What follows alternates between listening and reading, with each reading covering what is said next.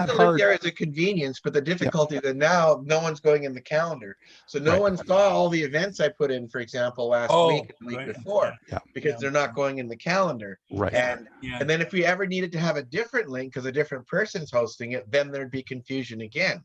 Right. Like some So of the stability here is because I've always got the same link, but that's not necessarily our future. So I'm just trying to Yeah. robustify us a little, and Well, part of my problem with the excellent points. One of the problems I was having with the calendar links, though, they kept popping me to, because the browser was stupid, and it kept popping me back to cached material. So it would be links that were dead. you just got to shift. You shouldn't have Yeah. any dead links. I haven't changed a link in a while. Just No, I shift know. and refresh the page. But Shift or control early refresh. on, we were having like it was changing, and Yeah. but I know you can refresh it. But But when it's again, changing, sometimes the problem is me. Like you put trying to post 5 events in a row, yeah, and you got 5 links here, and you're putting each one in the right. It's just yeah. you're there for 10 minutes going back and forth, and so Okay. it just gets confusing. So I decided to go with one link Yep. and then see how that goes. And we only have to change link if we use a different platform, or if a different person hosts it and they have a different account or something like Right. that. But generally speaking, I should say for an event, all the information of event needs to be available in the event. Like there Yes. needs to be one place that says Sure. the date, the time, the place, and all that stuff. You know. You're Yeah, talking so about, you're back talking there. about the event calendar. Yeah. I would not normally look there. What I would assume is that the news, what do you call the street, the thing, that comes up regularly when the discussion link or whatever you call that. That's where I would expect to see you to announce that there's something going on. Agreed, No. but there's people that aren't in that group. Like there's you got to remember, everyone uses their own platform, and as things stand, there's already a movement to bring in another platform, to bring in what's it called there, Slack. Yeah. Oh, So yeah. Slack. So any social group has numerous platforms, even outside of the internet. For example, I hang out with Doug at the library, but I also hang out with him at Patty's Pub. Yeah. I hang out with him at Atomic Pub. So there's a collection of venues. So there's no one venue where you can post a message or Oh my gosh. And this is not a feature of the electronic world. This is just how social networks are structured. Are structured. Yeah. They're And it's how do you keep them linked? Multi-dimensioned. You try to link things, but then you get high noise levels, and the way people view venues isn't the same. So it's just one of those interesting social things. Huh.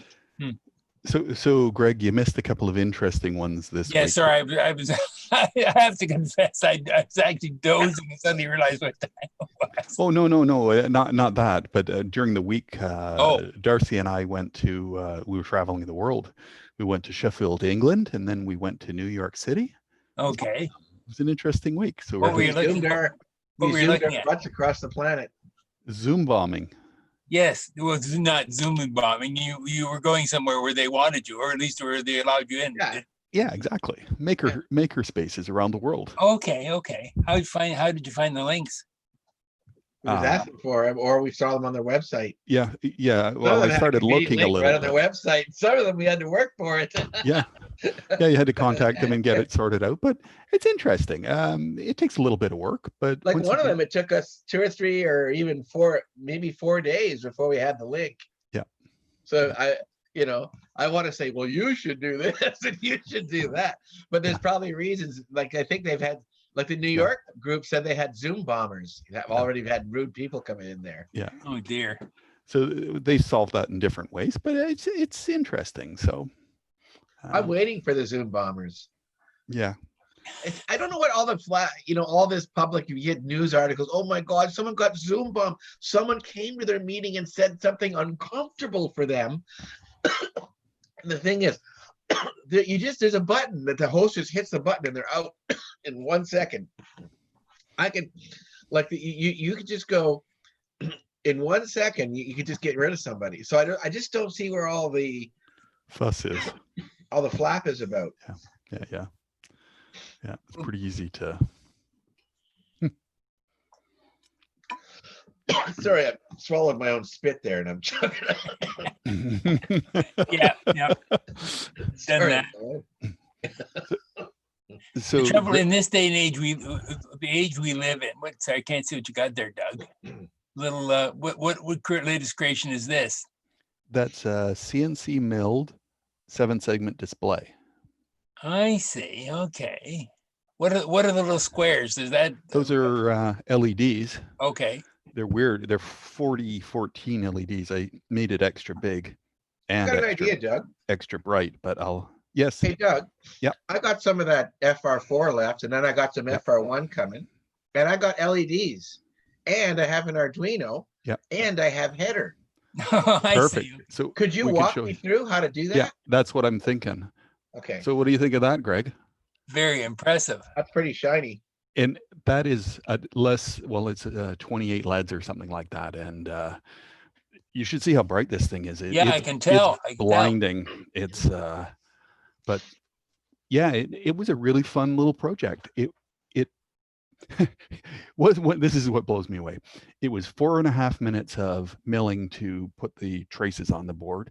It was less than 10 minutes to surface mount solder everything and reflow it, including the connectors. And then I spent a couple hours dicking around getting the code to work the way I wanted. I wanted to do leading zero suppression and all that stuff. And you also have to map all the LEDs and stuff. But it is a really easy way to do it. And this doesn't poo-poo your copper tape project, but because that can augment. But you can. But it sure is a good mechanism, And so instead of having copper tape at the input, you have FR1 or FR4, right? And bang, you can bang out some interesting things. Exactly. I intuitively knew that we were going to be here someday where we are now. Well, and I found it really interesting insofar as that's exactly how I'm looking at it. I'm viewing it as my continuation of the copper tape. It's not for high volume production, but this is a really fast way to munge out circuit designs, especially this Charlieplex design. I didn't do nearly as many tracks as that. Again, interestingly, single-sided, no vias, none of that crap to deal with. So it's all one-sided board. So I'm really working towards trying to keep it as simple as possible. But yeah, I was exactly thinking this is the exercise that I want to go through with you, because this is a really nice, simple, hands-on. It's reusable across the group too. Like a lot of people would want to make some LEDs. Yeah. And I have a box right here, which is my pendant project. It has all different kinds of LEDs in there. I'm sure there's something that run off an Arduino in there. I got all the different little brick ones, the little the fancy WS2812s and stuff. No. I got the discrete. All the different 12 whatever and whatever something. TO3. Or 0805. Anyway, you can do the same thing with plated through. You could do plated through holes if you want. I particularly liked, so I bought these LEDs specifically because of the package size. So and they pack a punch too. They're white LEDs, but and I cover it with the diffuser. But I saw there's a company that's Olga is here. Olga, LG. Olga. I saw a company that sells this sort of transparent dye that you can spray onto things. So I was thinking if I could spray directly onto the LEDs, I could actually coat them without actually having a diffuser in front. That is, the spray becomes the diffuser. So it's just interesting. I understand that Olga almost has a puppy in hand. Is that correct? Yes, very, very soon. Is it this week? Yep, this Sunday. Actually, no, wait, this Saturday coming up. All right. Nice. Looking forward to it? Yeah, definitely. I'm really excited. Yeah, we were looking at those first puppy pictures you sent out, Darcy, and I both commented. They said, "Man, I know what a Lakota's first block print should be." Yeah, of course. that little fluffer bum. Yeah. he said that he looked like a real bundle of energy. So it was cool. Yeah, I'll have to make one of them. Be nice Yeah. to have a little picture of Yeah. them to stick up at work. Yeah, exactly. Yes. Or you could have even have it as a little card or something, like just a little, you know. Anyway, lots of fun with that.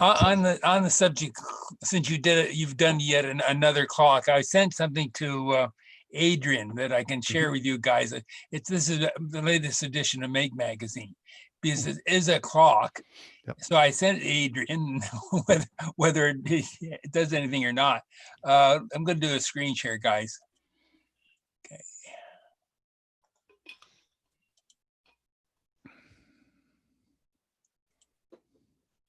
Oh yes, he did see this. Yeah, I've come across it. It's beautiful. it's cool. Yeah, he has commented on this and seen this, and Oh, it's good. yeah, it was on a Hack-a-Day a while back, but Oh, okay. it's this sequin printer, and it's just, I like the mechanism. It's actually quite intriguing. The way it Yeah, I'll rotates. admit I haven't sat down to look at it that closely, but I'm not quite sure exactly how it works. I think it's flip of the bit, sir. Well, you know how your sequins are binary. Oh, okay. Just like a dot clock, like the Okay. train clock. Okay. Okay. So that little pointer, I think the drum rotates, and then the pointer either goes in or out, depending Oh, on whether you want to flip okay. it or not.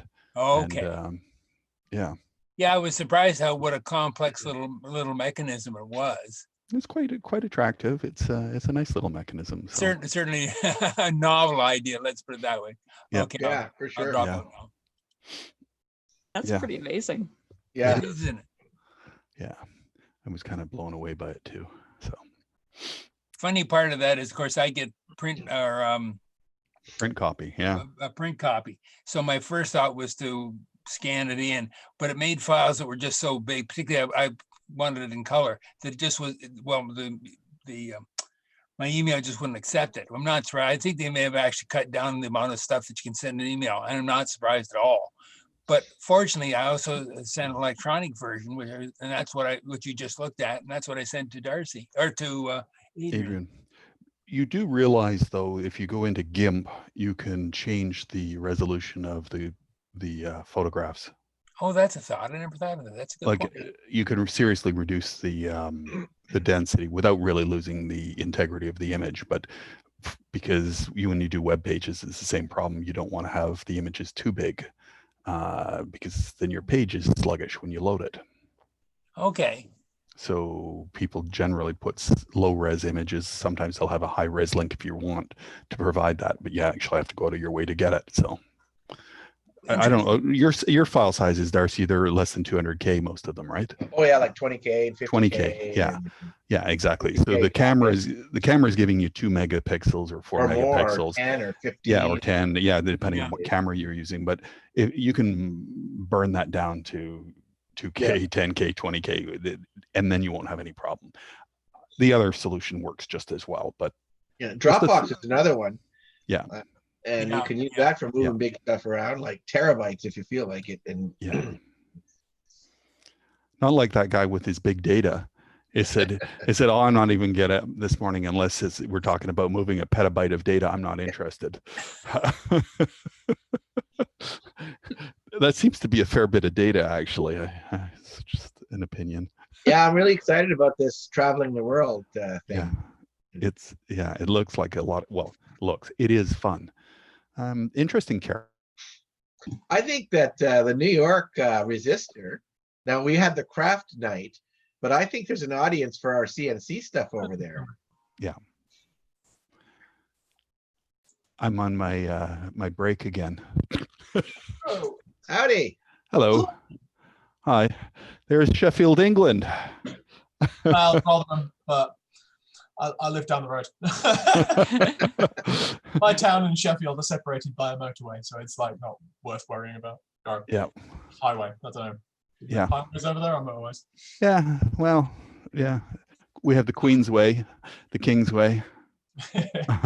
Remember I was saying the other day about how you guys had less phone numbers but more people. Yeah. I was actually wrong. Canada's population is like 10 million less than ours. Yes. Just Yes. spread out more. It's quite extraordinary. Well, actually, it was spread out on a little string just north of the American border. If you Yeah, look that's at the basically density, most of Canada has no population at all. Yeah, most of it's on the border of US and on the coast. So there were just two little specks. Yeah, Right. it's unsurprising. Britain is kind of consistent mess. It's just like town, another town. Oops, that way.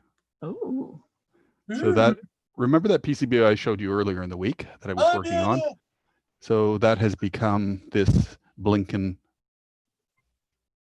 Arduino shield. Arduino shield. Charlie Cool. plexed and, but it actually almost looks like a proper 7-segment display now. So, which shouldn't be a surprise. I mean, that was the objective, but whatever.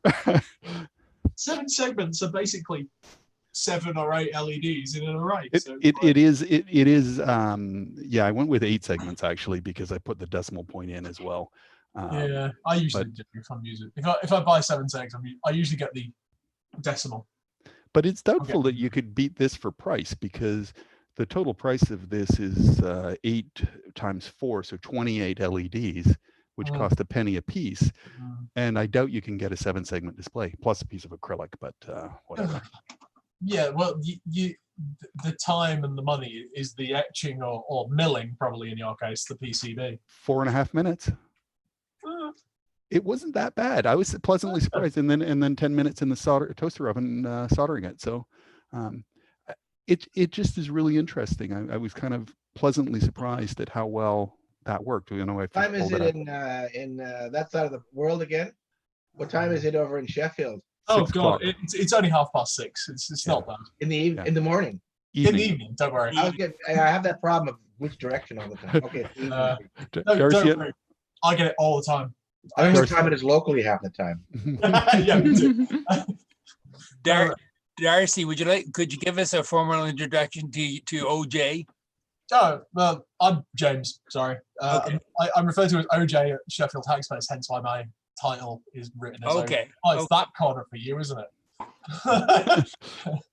Because my image is mirrored. But I'm one of the trustees of Sheffield Hackspace in England. Ah, okay, okay. They nipped in, said hello to us, so likewise. Yeah, I do mostly 3D printer stuff. OJ stands for Original James because I was the first one to join the group. Okay. And then another 4 joined in about a year. So one of them's 2J, 3J, and 4J. I had a terrible gag when we first started, which was that every time someone else arrived, it would be other.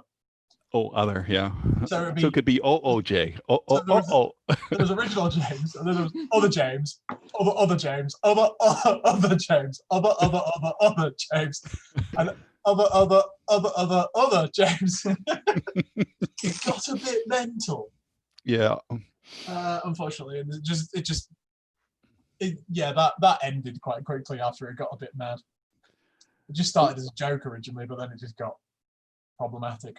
Out of control, yeah. So we managed to get to New York City later in the week, which was an interesting New York City Resistor, which was kind of an entertaining one. Cool. So we continue our adventures. Both of us forgot that Friday night was 6, and I was thinking that, well, I'll hop on at 6, but that should have been 1 in the afternoon for me. This time thing is still a bit dodgy. I missed it by that much, and. Hey, Adrian. Hey, Adrian. Guys. Adrian from Cardiff. Which one? Hello, one is in that- Wales. What is it? So OJ, who are you? James. I'm from Sheffield Hackspace in England, so Hello, Sheffield. Oh, my. I'm Rotherham, but I live near Sheffield. It's like a 40-minute bus ride, but My old lady friend and still a very, very good friend is head of pediatrics at the Sheffield Children's Hospital. All right. Yeah. My dad was an anaesthetist up at the Rotherham Hospital, so. Oh, okay. Communicating with people, but yeah. Hello, Sheffield. Yes. Yeah. When he first came in, his video was upside down because England's on the other side of the world. Right. I think it's amazing how this software gets everybody in the same level, even though we're all around the planet. Yeah, that's fine. And despite it being flat, he hasn't fallen off, or we haven't fallen off. I'm not sure which way that goes, but depends on the time of day. Logically, you Yeah. guys should be on the side somewhere, falling off, because, Yeah. well, you know, we started in Europe, pretty much. Well, humanity started in Africa, but we're not counting Oh. that. No, we started in Pangea. Pretty much, yeah. I hope you noticed that I'm wearing my Hawaiian shirt just for you, Darcy. You always wear such bright and colorful shirts. This is just for you. Thanks, dear. What So, a beautiful day. Time keeps on ticking. What? Hold on. Sorry, put it down a little. There we are. There, is that better? Yeah. What's that from, Doug? That's a Charlie Plexed Oh, homemade yeah, PCB. Oh, very So, nice. It's a competition for clocks, eh? It's a piece of FR4, isn't that nice? It's just a piece of You FR4 CNC'd it. machined on the CNC, 4.5 Oh, minutes, and then a bunch of leads on it. That's it. Oh, very nice. Very nice, Doug. Yeah. Very nice. So I just, I'm trying to get my game up and challenge you on your clock bent. Oh, the thermochromic clock. I like it. It's not done yet. I love the fact that you can see through it. That's kind It's of neat. awesome. You But have tell heating people what it elements in is, there? because people won't What's that? understand. Say again. Do you have heating elements in there? Yeah. So, yeah, I don't know if you can see. You might actually get a diffraction grading sort of thing going, but in each of the segments Yep. is tiny traces of wire. I think it was. Yeah, it's hard to see on the 15 thou. Yeah, I wondered whether you'd get some sort of. Oh, there we are. Look. there. Look. Yeah, I got it a little bit. Yeah. So, and I did the same on the back too. And for a variety of reasons, you'll see there's a little solder bridge there. Mhm. So when I start playing with this, I'll be able to couple it at top, bottom, or both. And I just stuck a bunch of drivers there, so there's some little surface mount FETs just for Doug. There's a PFET at the top there for PWMing, and Yep. at the bottom is an I2C port expander, which just enables the it just makes it a segment lot drivers, yeah. easier to interconnect. So this is just a prototype. I want to see how that works, but I am very, very pleased that the circuit board manufacturer didn't balk at the Cutouts. Cutouts there, because they are very fine and very close to the edges. Mhm. Yeah, So, that's kind of cool. Adrian, I don't understand. Is there actually a fine nichrome wire running down the middle of the channel? Yeah, No, so copper.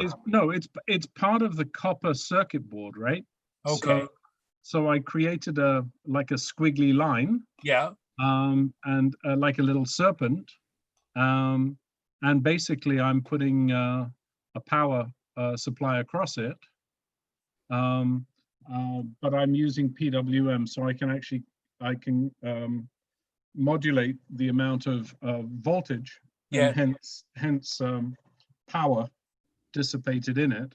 And the intention, of course, is that I will put a thermochromic ink. It's going to be a powder that I put into some a binder, probably epoxy or something, and I will lay it over each segment. So by warming each segment, the thermochromic ink will change color, and so I'll get different displays. And because it's an 8-segment display, I can change numbers. Wouldn't it be very slow though? Yes. Oh, okay. Time Yes. doesn't move that fast, Greg. Come No, on. no. Well, He's not it's measuring microseconds. Yeah, and as we get older, Greg. yes. Yeah. You don't have to tell me that. We skip the lower digits. It's safer that way. That's very cool. I Oh, sorry. I didn't mean to. What's OJ doing down there? He's putting I'm some. just swapping a spool in my dry box. Right. Oh, right. All right. The old. Well, that's how you stop it from drying up. Nice. That's a This is good my stomach idea. from getting incredibly wet. I mean, acquiring. I meant acquiring moisture. Yeah. So Yeah. The humidity here is currently 61, which is actually fairly on the low side. So So I just take mine off now and I put it in a plastic bag, but Okay. I guess that's a pretty good idea. So if I put a container on there, then I could keep the spool on the machine when I'm not using it. yeah, Yeah. these are Asda boxes that I put a load of stuff into. So there's a bit of 40 mil PVC water pipe that goes through the middle, and then an 8 mil bolt, and some feet to stop it from falling over. Yep. I see But that. yeah, they work really great. This is my third one.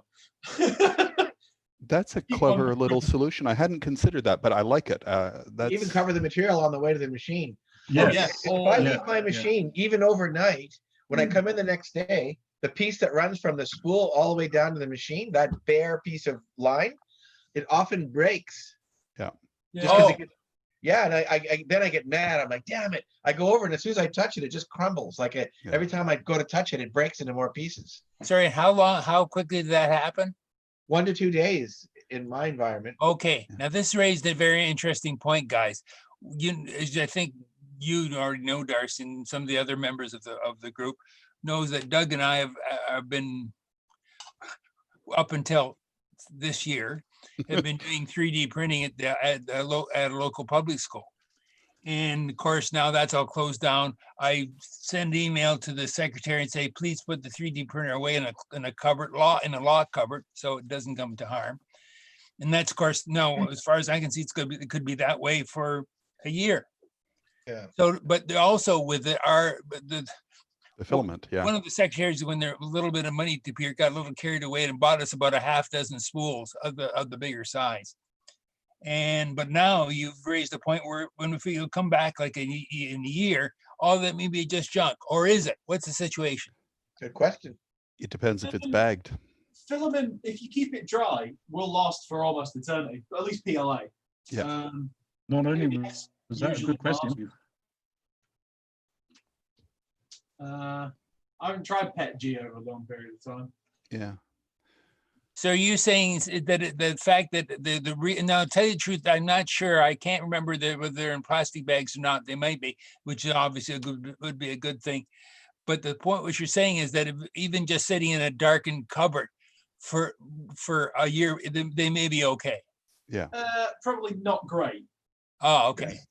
They might absorb a bit of moisture from the environment, but they're also going to take dust on. And all the filament boxes I have a little place where a bit of sponge goes in, so it just wipes the outside of the filament. Okay. So the dust that gets on it gets removed before it gets printed. And the giveaway is that the filament breaks as it's being fed into the machine. Is that right?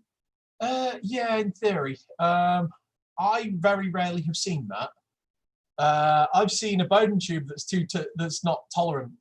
You can get a snap in it through actually almost no effort whatsoever. Well, that's usually cheap Bowden tube. There's a problem there. Okay. Yeah. But no, most filaments should live on.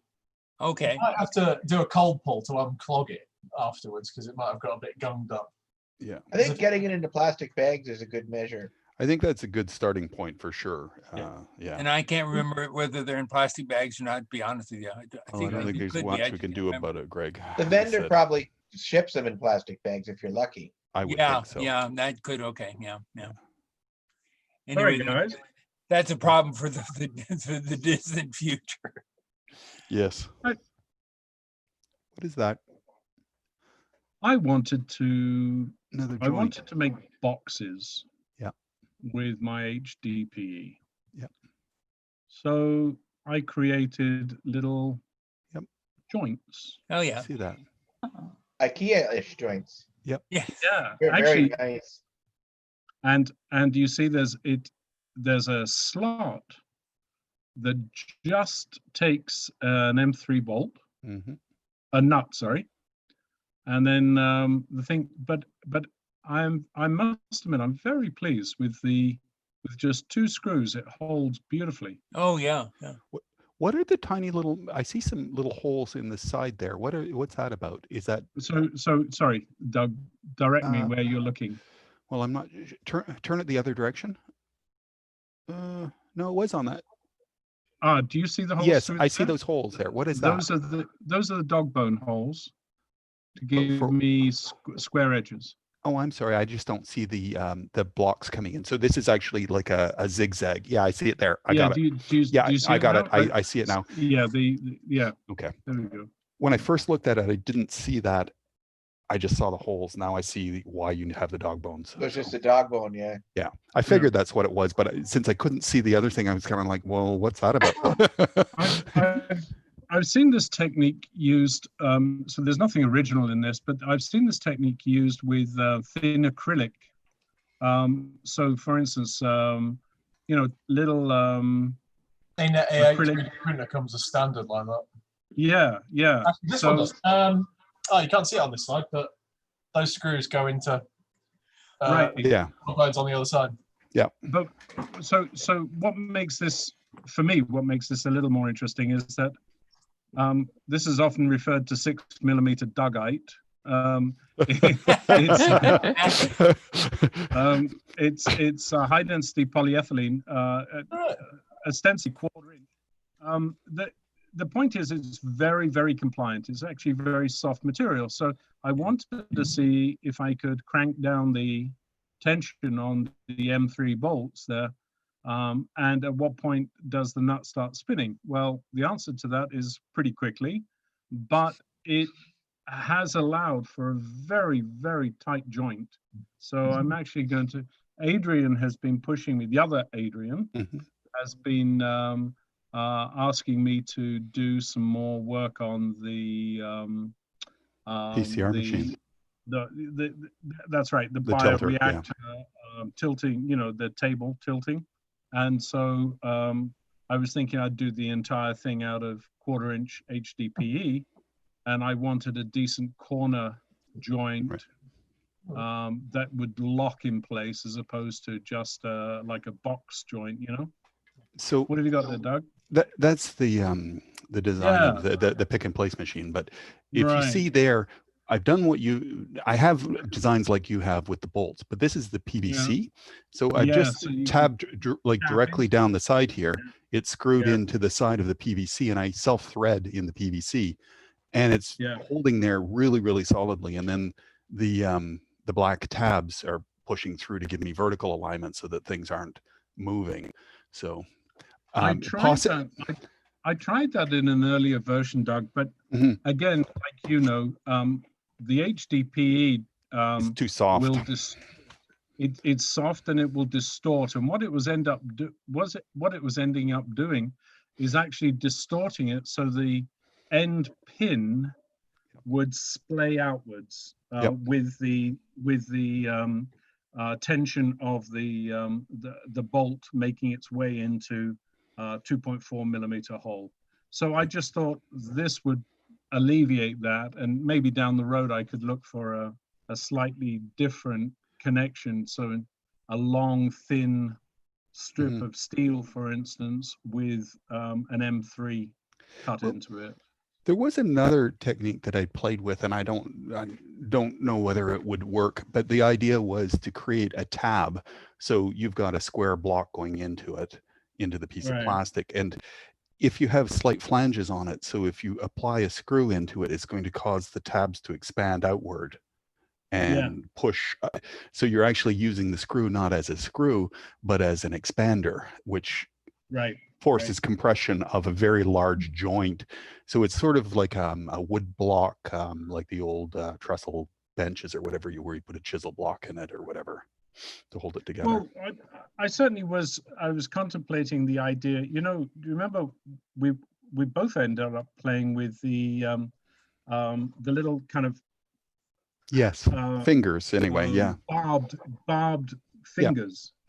And a bolt going down in between the cheeks of the fingers would splay them and lock the joint. Yep. but in relatively small distances, It's you have hard. to be careful because it starts distorting the material. Yeah. Yeah. But that's actually a really nice solution, I find. And if you don't like the amount of plastic distortion, put a washer in as well. And you can, that's probably so you just go a little bigger, and then it just spreads the load. Yeah, yeah. I don't know what other people are doing, but I have something to show you, which you might be interested in.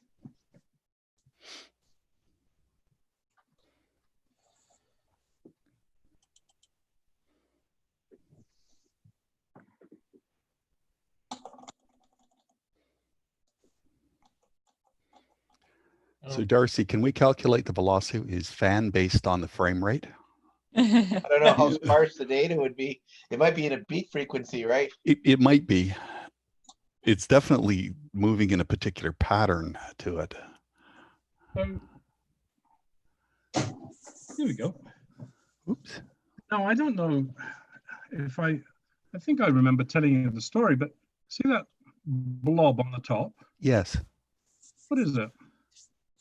Well, it looks the metal one looks like a Shield? Peltier No, keep going. motor. No. Now, what you might find interesting is underneath this little twist of cable is a tiny little fan. Can you see? I'm sorry, I'm trying to get it in the light. It's a laser. PM25. Sorry? It's a PM25 or whatever it is. Very, very good. I think we're going to keep this OJ guy. Get himself a beat. It is. So years ago, I had ordered some parts like everyone else from AliExpress. Yep. Can you see it now? Yeah. Yeah. And I hadn't ordered this, but it came. It was a misorder. And what it is it's a laser-based particulate matter sensor. Okay. And it senses the presence and concentration of particulate matter at 2.5 microns and also at 10 microns, hence the PM from OJ's missive there. So what I've got is a little display there. Mm-hmm. And it's continuously running, and it gives a graphic display. You can change the resolution of the graph. You can do all sorts of things on the web server. Is it an ESP? It's an so it's an ESP32. It's a low-lin 32 WeMOS. Mm-hmm. The only other things on the board really are some power stuff, real-time clock, and a couple of other bits and bobs. Yep. But this is very interesting because particulate matter, especially at the very low sizes, is particularly harmful for your lungs. So I put this down near the kitchen, and lo and behold, it went through the friggin' roof when I burnt some toast.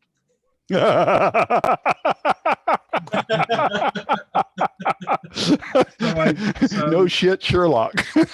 no shit, Sherlock. So, in case you didn't realize it, inhaling burnt toast is bad for your health.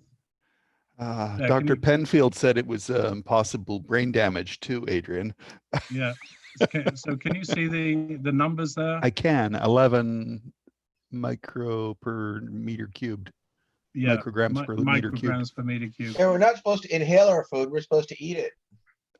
Oh, really? Yeah. So what would you plan on doing with this? Like when you bring it into your CNC room there, the shop, how's that look?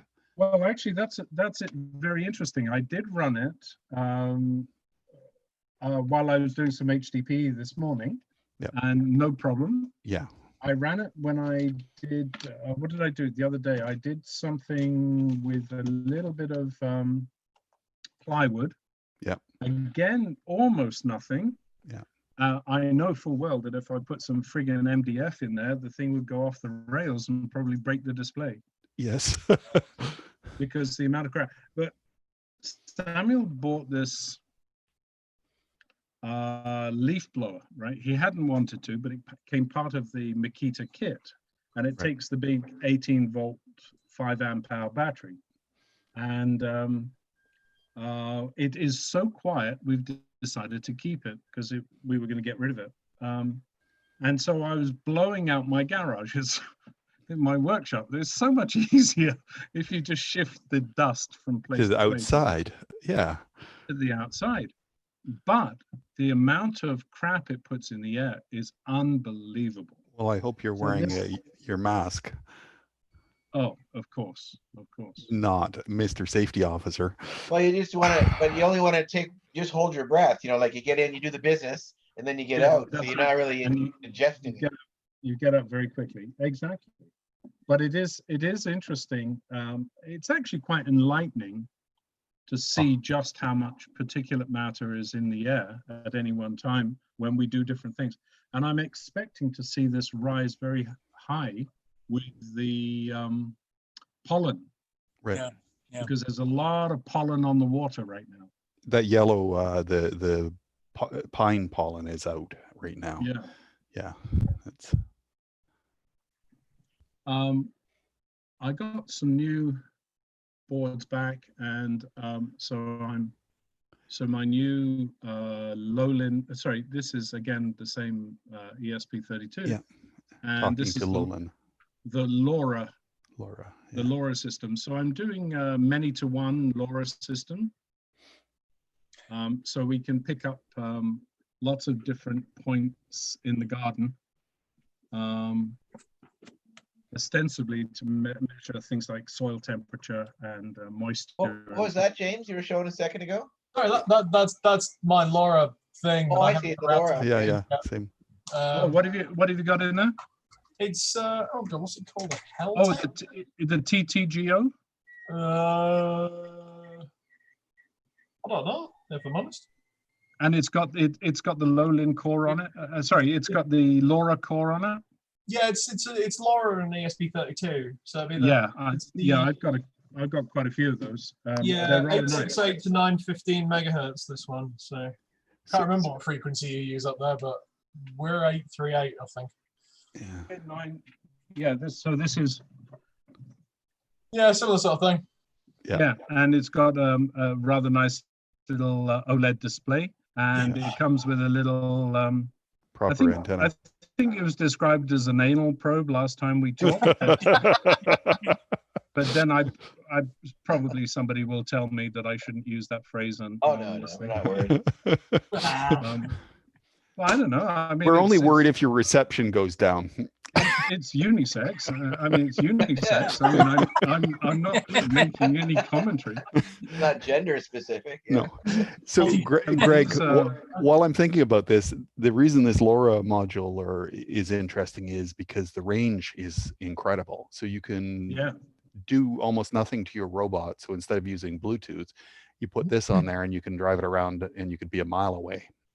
Yeah. So Oh, I your see. little I got an application. So I was thinking of making up some birdhouses, and I want to put well, video might be too high a bandwidth, but in any case, maybe sound, or it doesn't have to be real time or anything like that. So some kind of a monitor in the birdhouse, and so I was thinking maybe a Pi and a solar collector, and then I could stick the birdhouses all around the neighborhood, and Yeah. and then you could Well, they'd be on like webcam, so you see little birds chirping, and once in a while a squirrel will come in and Not eat. over LoRa. There's just not enough bandwidth. no, not on No, LoRa. Yeah, there would be no bandwidth you for could that. do- Okay, so you can maybe do, that would have to be maybe Wi-Fi or Yeah. something, or directional. Well, Wi-Fi. no, that's not strictly true. I wouldn't be at all surprised if you compress the living daylights out of your audio, you can get it down 11,200, 11,5200. Yeah, and you'd have robot tweets. But the other Yeah. thing is consider like slow scan JPEG, so it takes 5 seconds to load an image. It's Yeah. not real time, but Well, it's the other side of it is you don't, you keep all your images local, and then you just transmit a very small frame of data every once in a while, more like Rob's witness cam, where he catches the picture of the bear, and he gets he has bears around his cottage, and this black bear wandered through there the other day, and you know, he gets a post on his phone or whatever, but the actual high res Oh, you know, there camera could stuff be a is right LoRa there. that gives you status reports of what you've got, and then Yep. you come in closer with a Wi-Fi to extract your data. Well, you could also, So if you had how enough of about them, that? you Why could not? do a mesh. Yeah. Oh yeah. That's the little. Yeah, I mean, you guys have probably seen this already, but there's Yeah. the little Camera. the camera that goes on an ESP32. That's the one that Greg hates. Exactly. If you're within Wi-Fi range, it will stream. It will stream video. So I mean, you can capture. And if you notice, on the top of the board is an SD card. Mhm. So if you wanted to capture images, you could do so, and then maybe send a LoRa packet saying, you know, I've got 100 images. Or alternatively, you could stream live video, and when you come in range, you'll receive it. Right. Yeah, I hasn't really figured out how to stream and record at the same time. So I haven't figured that one out yet. On the USB cams. No, I'm afraid I wouldn't be able. I don't know. Fair enough. But I have run that with streaming video, and the resolution actually, you can play with the resolution, right? You can select the resolution you want, and for something relatively small, the bandwidth requirements are not particularly excessive. So You can only, in theory, stream to one device at a time, though. Any other devices that connect are immediately refused. Oh, because it can't generate that amount of traffic to replicate the packets. Seemingly, I just don't think it's got. Yeah. Now there's something for Darcy's idea might be an interesting one, using the ESP Now protocol. Have you heard of this? Expressive, who makes the ESP32, supports this particular protocol, which allows you to interconnect between multiple ESP32s. You can do one to many, many to one, one to one, blah blah blah, and for private communications as well as broadcasts and so on. But what's interesting is that you can run Wi-Fi on another channel simultaneously. So you could have ESP Now protocol running on your multiple devices, coming back to a central point, and then use Wi-Fi there with MQTT or something. Like a Wi-Fi gateway. Yeah. All I've done is the many to one.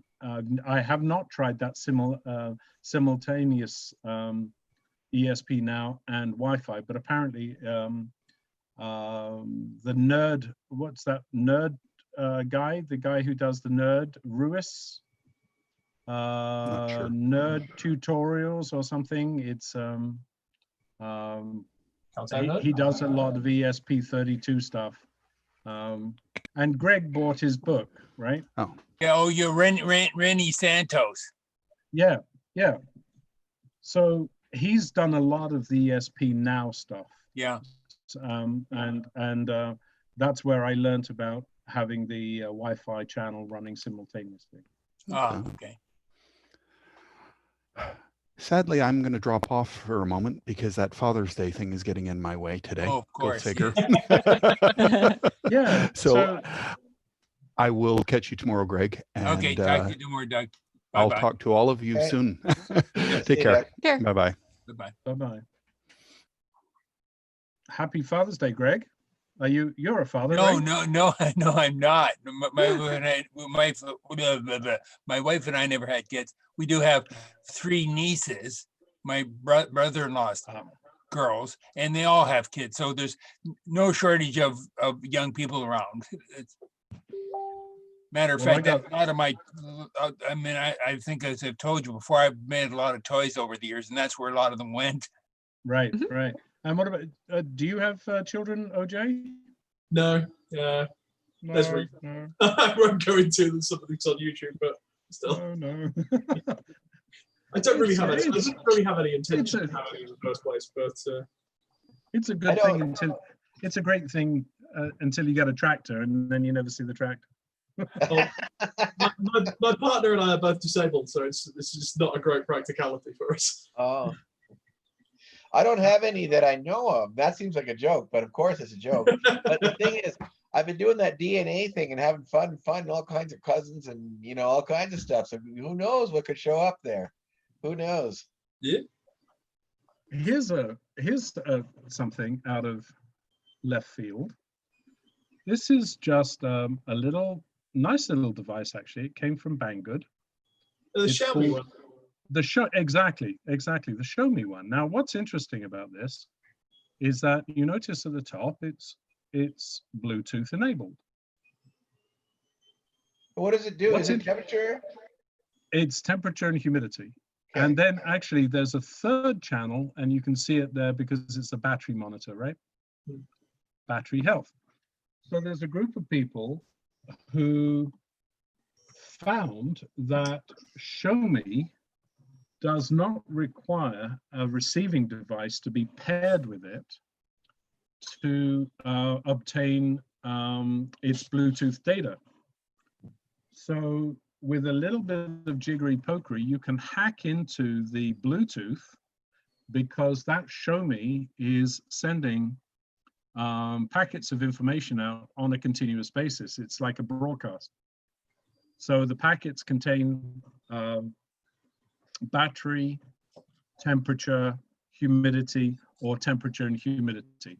And there's a little control code that tells you what the payload contains. And so once you can decode those, you've got a Bluetooth connection without paying for the Show Me app. Yeah, one of our members has been using them for monitoring his 3D printer cupboards. Yeah, it's a nice, I like the idea actually, because they're relatively cheap, that it has a nice clear display.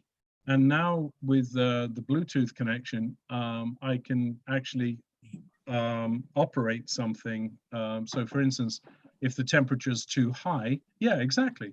If the temperature is too high, Yeah, whatever. this is actually a Xiaomi phone. Oh yeah.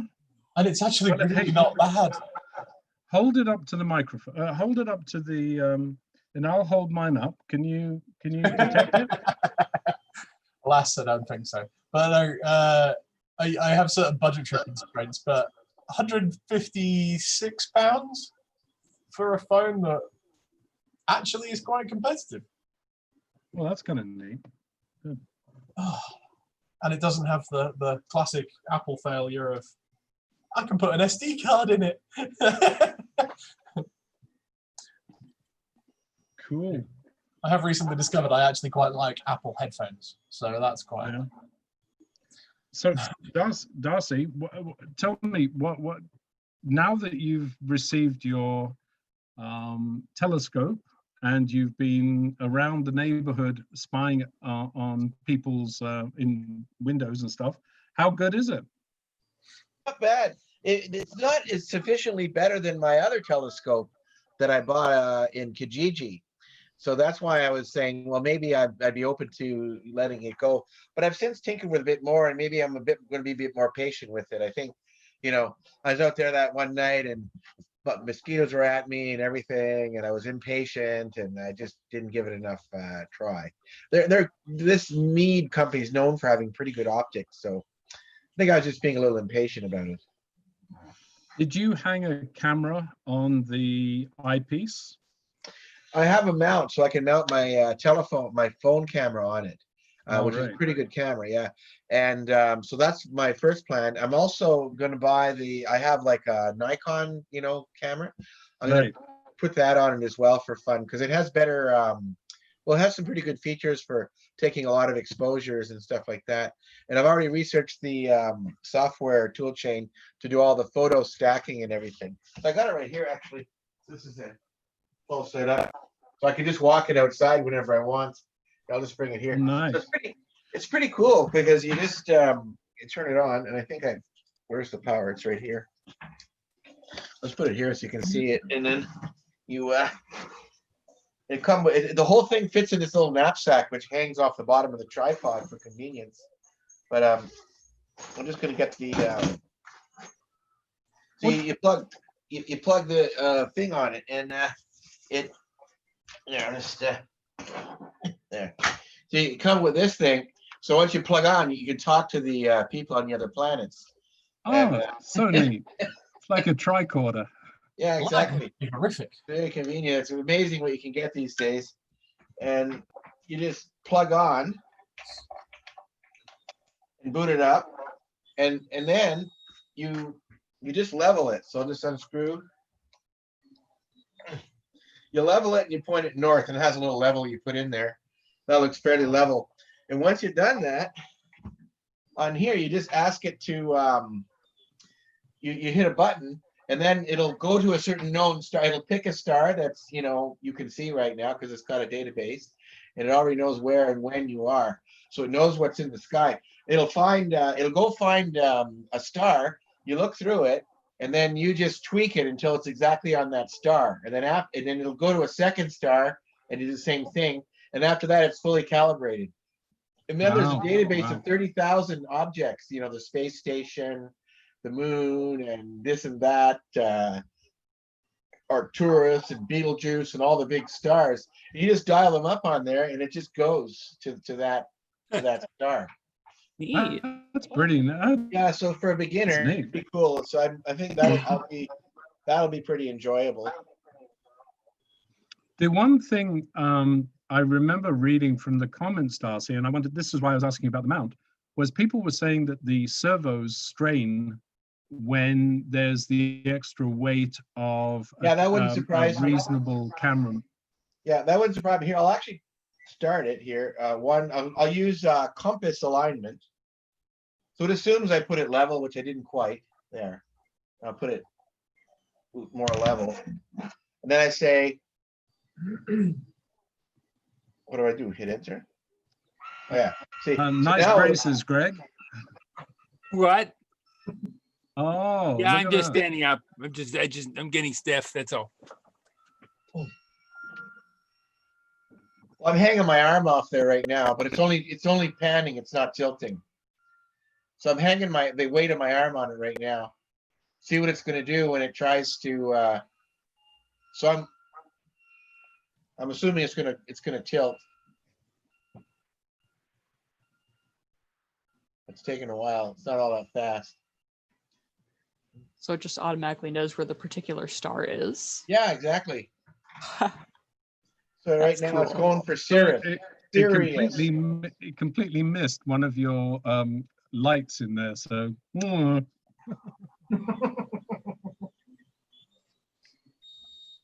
There. So now I'm supposed to use this here to tweak it. Oh, here I can tweak it with this. I'm pulling pretty hard on it. It's pretty strong. Okay. oh, then maybe it doesn't have much of a It's unless got you've got a fresh batteries in whacking it, great though. lens. Oh, okay. Darcy, I'm pulling really hard on it. And yeah. So it's got some kind of encoder. It just puts more and more juice out to the motor, I guess. It's probably DC servo, So Darcy, the key thing was pointing it north initially. How do you determine north? Obviously you can do the compass, then you have to have a declination correction, stuff like that. Does it have all that? Yeah, you're supposed to put it north and level, Okay. based on a compass that's supplied with it. And then after that, it points to a couple of stars. You tweak it on those two stars. Like you look at, Okay. and then you tweak it with the controller and you say, okay, now it's aligned. And you have the option of a 1-star alignment, a 2-star, or a manual alignment where you choose the stars. And then after that, you can dial up in theory anything, and it'll be in It'll Okay. find those stars. But does it know where you are so it can make the Yeah, correction to the none of compass? this will work unless it knows the time and Oh, location. okay. Ah, okay. So that information goes in the first time you start it up. It asks you where you are. I guess you would only change that if the clock drifts or if you move. You know, if you drive 2 hours, you might pick a different location. Yeah, you know, yeah. for it. So I got the next question I got to ask: how much is this little toy? It wasn't that bad. I'd have to look it up. I'll have to look. I keep forgetting. I got it in. Well, here I'll just look at my email and I'll look for the word. This is called an. No, roughly. I mean, we're taking less than $1,000 Oh, like, bucks. yeah, like 700 or something. Okay, okay. 700. And I got the phone mount for $60, I think. Oh, that is a clock.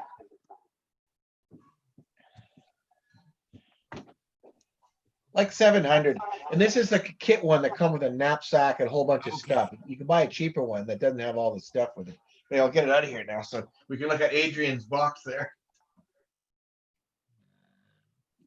This is a box. There are no hidden wires. There are no hidden connections. It's a box. But no, it's a clock. Oh.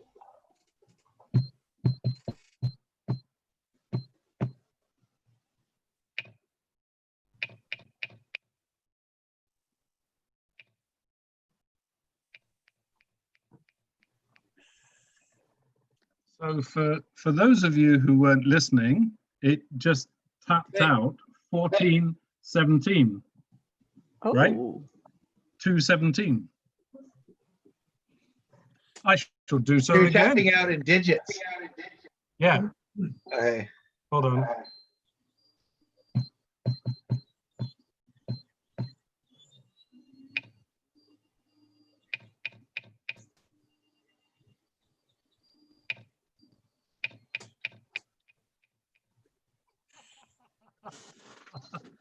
And there we have it. Interesting. Knock, knock clock. Compared to a shave and a haircut clock. I think it's great. Look at that. Lovely, beautiful, Yeah, it's just a box. It's beautiful. beautiful little a box I made of white oak. Look at that. They're just gorgeous. And the only thing that's exciting is the power connection there. So did you use a router or a CNC to chamfer? Oh no, I use my table saw. Oh yeah. So it has a couple of hammers inside it actually, only one of which I'm using right now. And it's got lots of additional options and stuff. So You know, you can add it without the DC jack as well. You put wireless yeah, charging in. yeah. Oh, those things are fantastic. And I don't know if you're into that stuff, but there's a very, this is a cube that I made a long time ago, and it stands on this. So there's the stand. Yeah. And you plug in the stand, and hey presto, this little box suddenly comes alive.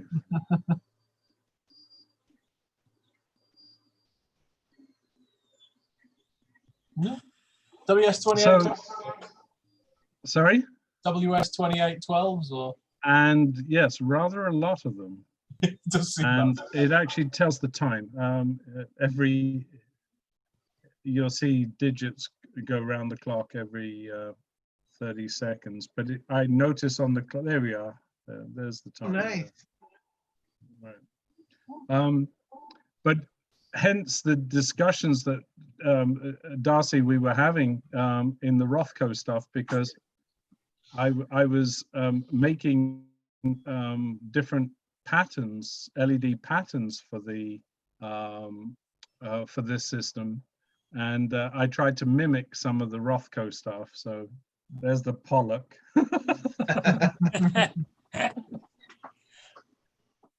But the lines of the graduated color or something were Rothko-esque. Yeah. anyway. So Yeah, yeah, that's fascinating. these things are really quite nice. You have to be careful with them. You can burn them out very easily. It takes 12 volts in and produces up to about sort of 1 to 1.5 amps at 5 volts in very close proximity. And of course, I guess the coupling falls off very, very quickly. Yeah. But it's kind of fun. So you supply and DC and it it's makes it into probably a AC. Yeah, so that's right. It's relatively high frequency. I think it's in the order of 400 kilohertz. And then the receiving end has a similar receiving aerial, and then a small boost converter to And a bridge keep rectifier it and all 5 that volts. stuff. Yeah. Actually, it's a little more sophisticated than that, Darcy, because it regulates. So it doesn't just convert the AC to DC. There's a buck boost converter in there to give a constant output of 5 volts. I see. They were in the order of $15 a pair or something, but I managed to burn out a lot of them. So you do have to be kind of careful. This What's was the trigger for burning it out? Round. Just drawing too much off the end, off the outer end, or are you burning the inner end or the outer end out? No, I burnt it out by putting something metallic on it. Oh, okay. And I think what ended up happening is that it's got no overcurrent protection in it or thermal protection. So the transmitter, the 12-volt transmitter, actually was pumping a ton of current.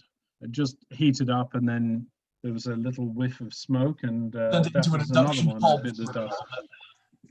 So yes, that's that it halted production. Yeah, these are very cheap ones from AliExpress. It's like that's the sender pad. Oh, right. And it's like, so you can put it in your cell phone. yeah, the whole point of these is they're supposed to go in phones that don't have an internal connection. So it's got a micro USB on the end, and it literally glues to the back of your phone, or inside the case if you have space for it. I've got another one which is specifically an S3 one. It's a bit dusty because it actually used to be in my phone, but it actually caused more trouble than it was worth. So I went back to wires because it blocked the NFC completely. So yeah, of course. It's a bit of a breaker for me, that one. So at that time, now I have a phone that doesn't have NFC, and it's like, oh well, never mind. But yeah, those are for our panic buttons. So that's a basically, great idea. Yeah, it's not mine, one of the other guys at the Hackspace, but basically a giant arcade button, the like 50mm variety. And then a 3D printed box with the receiver in the bottom and a 18650 buried in there. And basically you leave it on the counter. And if you manage to cut your thumb off or something, and you can't, like, you haven't got hands, you can headbutt it. It's the lone working alarms. Oh my God. Yeah. Great idea. Some degree of health and safety. Yeah, that's awesome. Over here. Just the thought of injuries, though. Oh no! Yeah, it's like I could have used it a couple of times. yeah, one of our members actually at work, not at the Hackspace, thankfully, managed to cut off like about a centimeter of his thumb. Oh man! And it's like, it's not great. You need that. Like, you need that. Well, this is it. It's like the problem is, if you work with table saws every day, you get lackadaisical and about it. You don't worry every time you're cutting something. Yeah. And a table saw, you don't have to get much contact with it to do damage. It's particularly very... our table saw is 3-phase. You know, you put a corpse on it, it'll cut through just fine. Yeah. 3-phase, 230-volt each phase for 3-phase. Yeah, mine. I have a 230 volt, so it's double phase. and it's a contractor. So it's a big cabinet saw, and that's 5 horsepower. Yeah. And what horsepower is what 700 800 watts. Yeah.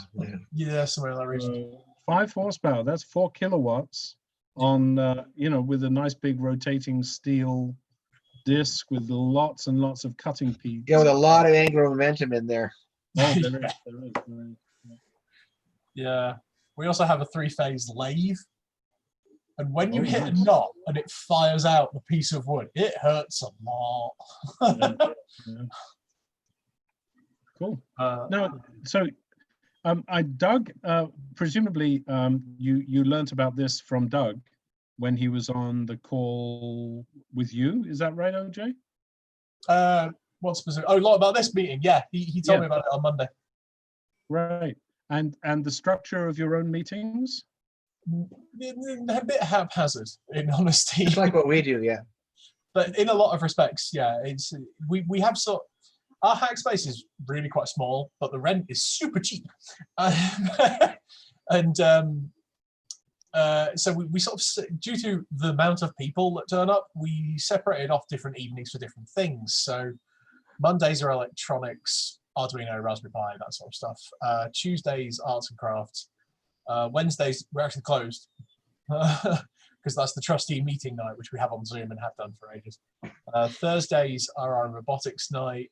Fridays were a bunch of things, including 3D printing and mesh networking and other things. And then Saturdays, we sort of have a daytime general session, and then we have a few hours of video games and board games and card games and things like that. But and sort of when we moved to Zoom, we fundamentally tried to keep the same layout as we had before, right? But with a few changes here and there. So nobody was available to run Thursday nights, so we just knocked off Thursday nights. Friday night ended up turning into a bit of a social thing where basically it's sort of bring your own booze and Yes. have a chat. How many members do you have, roughly? It's very respectable, actually, because it depends on how you treat it. Because we have 2 different scales of paying. So you have sort of key holder where you have an RFID key and you can come and go. And then we have sort of meeting members, so they pay to come once one evening and the weekend. Although our Saturday sessions run in the real world, they run alternate weeks. Because we try and avoid the football games because we're just down the road from the local football ground, and it gets a bit mad. Game days. Yeah, so we charge £21 for the sort of key holder membership and £6 for the sort of come one night a week and weekends, and we end up having somewhere in the region like 40, 50 members, somewhere in that sort of point. That sounds similar to you, right, Darcy? We might be around there. Yeah. When we had a space though, I couldn't get anybody to really pay or anything, so I just wound up paying almost all of it. A couple guys like Doug got a membership, but for the most part, I wound up paying the whole thing. Cost me towards I want to say 20,000, but over $15,000. What? I had no idea. Yeah. Good God. Yeah. So I didn't get much cooperation. Everyone just wanted to go to a separate meeting and go to a pub and stuff, and I kind of was left on my own. And so eventually a few people, the pub thing fell apart, and a few people kind of started hanging around, but I eventually got an opportunity to teach where they gave me a little bit of space, and I just let the lease go at that point. The landlord was asking me actually if I would go to another location for a while he did some construction modifications and then come back. And then I took the opportunity to break the lease, and he was happy. He didn't find another tenant anyway. And I did have a friend looking for a space for commercial use. And the problem is that the landlord had gone in to do the retrofit, but he didn't finish it.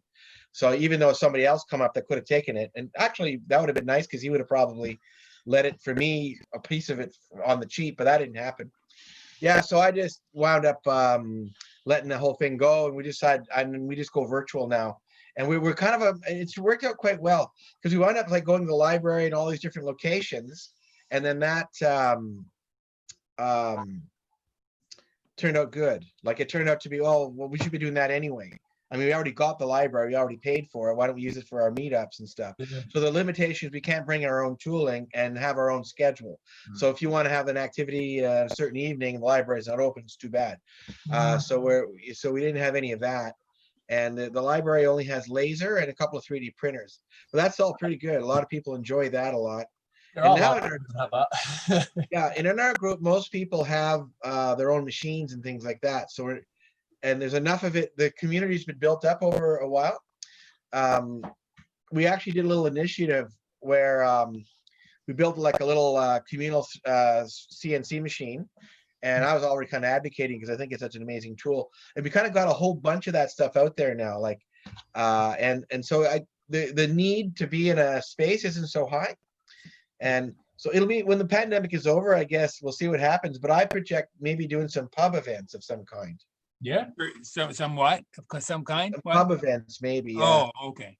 Yeah, because it's a free venue when you look at it's not free, but I mean it's fun to go to a pub in the first place. So why not do things there? And then you're kind of building their business up there. Your community can coexist there. There'll always be a few people left out because they don't do pubs and all this stuff. But well, there's all sorts really. So around Sheffield, it's there's a little bit of a problem with pubs in that often their licensing is very specific, so no children. Yeah. So it's unless because British licensing law is epic.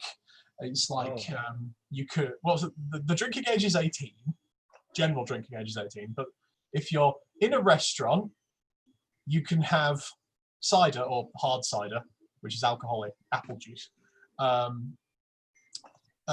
long as you're eating a meal over the age of 14. It's just one of those things. If you've got a country that's been around for like quite as long as this one has, without realistically any breaks, the law gets very confusing. It's like locally, for some reason, if you're under the age of 18, you can't buy a DVD or a VHS or a CD. What? No idea why. The shops generally ignored it completely, but when I went to get a library membership, they sent me to go get a card for the media library. It's like I was 16 at the time, and they told me, it's like, oh no, what? I didn't know you were 16. Can't do that. No. And so they film you to the law, and it's like, really? Honestly? So yeah, that was a very odd time. That's only this town, by the way. You go to Sheffield, and it's absolutely different. Yeah. Well, it's very, very nice to meet you, OJ, and thank you once again, Darcy, for hosting this. And so Yes. I'm going to do stuff with my kids right now. Oh yeah, okay, yes, of course. Yeah, I've already eaten the brunch, so now I've got to push them to make something more substantial. Happy Father's Day, and have a continued happy go Father's swimming. Day. We'll go swimming. Thank you very much. Nice to see you, Greg. Nice to see you, Doug. Yep, yep. And See you hi next to the week. UK, OJ. And who's LJ? It's me. Lakota, you're on there. Yeah. You can't Hello, see her because she doesn't put her video on. She's a secret member. She's in our secret group. Yeah. Okay. Yeah, there we are. This is for the secret ones. Right. Bye-bye for now, guys. See you, Adrian. Bye. Thanks, Darcy. Bye-bye now. Dakota, I'd be tempted to tease you about you must have your hair up in curlers. I don't think women do that anymore, do they? No. Nah, I just keep my webcam off because it's YouTube. Once it's on the internet, it's everywhere. Okay. Yeah, I if I realized it was going out to YouTube, I'd have probably changed my profile pic before I came on. Oh, I didn't even notice. That's my profile. Well, that's okay. We're not worried about that. But actually, what happened with YouTube was when we got going in Zoom, it was really fun, and our group was just flourishing, and everyone was stimulated and doing projects. It was really lovely, and a couple of initiatives happened, including some people started doing little tutorials this and that, and it was all really amazing, and it all just, after each meeting, it was just gone. The next meeting, someone show up and say, hey, does anybody hard on this? Like, damn, we did a tutorial last week, and it's not on video. So then I started to stream it, so that now, like, you would have a reference point. As soon as I start streaming it, no tutorials, nothing. Everybody sits, we just sit there and look at each other. Yeah, we've been trying to run tutorials lately, particularly to get more people in on a Monday. Yeah. Because it's like some Mondays, it's literally me just working as I go. And it's like every now and then someone will come on and go off and come on and go off. After, so it's sort of like, I've referred to it as the I'm not dead messages. Because it's like, that's the time. But yeah, so it's like people come on, like, have a quick conversation, then disappear. And it's like usually me, it's like, and every 40 minutes or so, Zoom cuts off and I have to reconnect. Because if there's only one person on it, it disconnects automatically. Yeah, I noticed that. Yeah. Really annoying if you're waiting there for somebody to turn up and come on. You almost have to wait offline, and then they arrive in the extra, and then you get an alert and you go online. Yeah, but because we're running it like the sessions, and the sessions are drop in, drop out is the whole point. Yeah. We don't specifically let people turn up at 6 p.m. exactly. They can turn up whenever in 3 hours. But so if we actually did that, it wouldn't work. So you sort of need to get two people just to have another person log in, just to keep the session active until such time as someone turns up. Because of course it doesn't make a noise when it falls over. It just goes a pop-up and that's it. Yeah. But oh well, never mind. Well, it's probably time to stop the recording anyway, because